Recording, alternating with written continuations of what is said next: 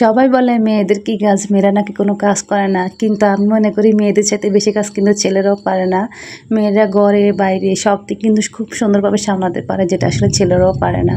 আসসালামু আলাইকুম, কেমন আছেন সবাই? আশা করি সবাই আল্লাহর রহমতে ভালো আছেন, সে দোয়া করি। তো রামগঞ্জ যেতে হবে, আসলে রামগঞ্জে যেতে হবে, প্রচুর কাজ জমে আছে। কারেন্ট বিল দিতে হবে, কিছু বাজার আনতে হবে, কিছু মেডিসিন কিনতে হবে, সাথে একটু আমি কাপড় দোকানে যাব, খুব দরকার। তো এই তো সেজন্য খুব তাড়াহুড়ো করে রান্না করে নিচ্ছি। এখানে আমি ইলিশ মাছের মাথা দিয়ে কচু ছড়া রান্না করে নিচ্ছি।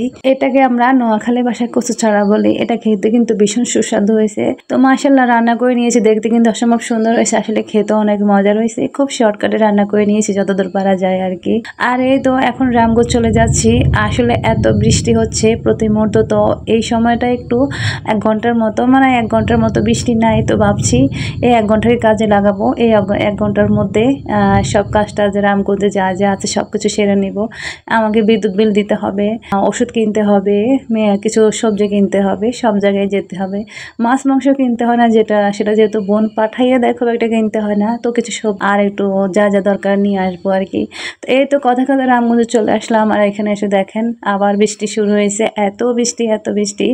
আমি একটা দোকানের সামনে দাঁড়িয়ে আছি, আসলে বের হওয়ার কোনো রাস্তায় নাই। তো এই তো এখানে কিছুটা দাঁড়িয়ে থেকে আমি তারপর বৃষ্টি যে কমার অপেক্ষা করছিলাম। বৃষ্টি যখন কমে গেছে তখনই আমি একটা মেডিসিনের দোকানে ঢুকলাম। আসলে এখানে কিছু মেডিসিন নিতে হবে, তো আমি যেটা খাই সবসময় সেগুলো নিতেই হয়, তো সেগুলো নিতে আসছি। এসে দোকানে দাঁড়িয়ে আছি, তো ওনারা একটু নিতে একটু সময় লাগাচ্ছে। তারপর মেডিসিন নেওয়ার পর আমি এখান থেকে বের হয়ে ভাবছি কোন দোকানে আগে যাওয়া যায়, কিন্তু এতটা সব মানে কাদাময় রাস্তা হয়ে আছে, যদিও পাকা রাস্তা তারপরও এতটা মানে বোরকা ভিজে একাকার এরকম অবস্থা আর কি। তো একটু দাঁড়িয়ে যাচ্ছিলাম আর কি, কারণ বৃষ্টিটা ঝিমঝিম করে পড়তে ছিল। তো এই তো একটা কাপড় দোকানে ঢুকলাম, এখানে আমি একটু জামা কাপড় দেখছিলাম। আর যদি ভালো লাগে এখান থেকে কিছু নিব, যেহেতু আসলে বের হওয়ার মতো কোনো রাস্তা একটু বেশি বৃষ্টি হচ্ছে সেজন্য। এই তো এখান থেকে একটু জামা কাপড় এখানে আমি একটু সালোয়ার কাপড় নিয়েছি। আর এই তো এখান থেকে বের হয়ে এখন ওয়ান ব্যাংক গিয়েছি, এটা আমাদের রামগঞ্জে আছে। তো এই ব্যাংকটার মধ্যে কিন্তু বিদ্যুৎ বিল নেয়, তো সেখানে আসলাম। এসে দেখলাম সবাই এখানে সিরিয়াল দিয়ে বসে দাঁড়িয়ে আছে আর কি, বিদ্যুৎ বিল দেওয়ার জন্য।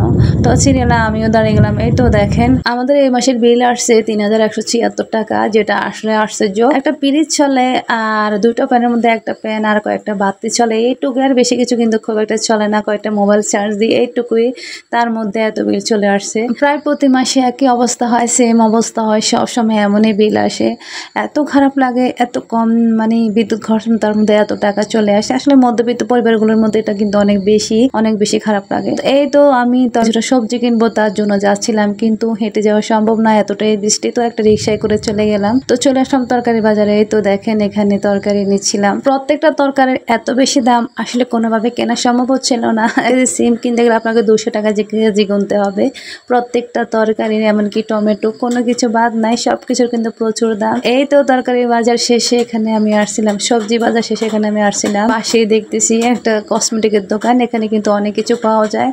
তো এখান থেকে আমি 2-একটা জিনিস নিয়েছি। আমার আসলে একটা বাসায় একটা কেচির দরকার ছিল ছোট, তো সেটা নিব মেশিনের জন্য আর কি, একটা কেচির দরকার, সেটা নিয়েছি। আর এই তো মাথার কিছু ক্লিপ নেওয়া যায়, সেখান থেকে কিছুটা নিয়েছি। তো এই তো বাসার উদ্দেশ্যে রওনা হলাম। এখন বৃষ্টি একটু কমতেছে, তো চলে যাচ্ছি। আসল কথা হচ্ছে কি বলবো, মেয়েরা নাকি কোনো কাজ করে না, প্রচুর কাজ আসলে মেয়েদেরই করতে হয়, ঘরে বাইরে সব জায়গায়। সেটা ছেলেরা থাকুক আর না থাকুক, ছেলেরা থাকলেও করতে হয়, না থাকলেও করতে হয়, এই আর কি। এই তো বাসায় চলে যাচ্ছি। আপনাদেরকে শুধু এটুকুই বলবো, প্লিজ পাশে থাকেন, কমেন্ট করেন, কমেন্ট করে অবশ্যই আপনাদের ভিডিওগুলো দেখবো, পাশে থাকবেন। ইনশাল্লাহ আমি পাশে থাকবো। ভালো থাকবেন সবাই, আল্লাহ হাফেজ।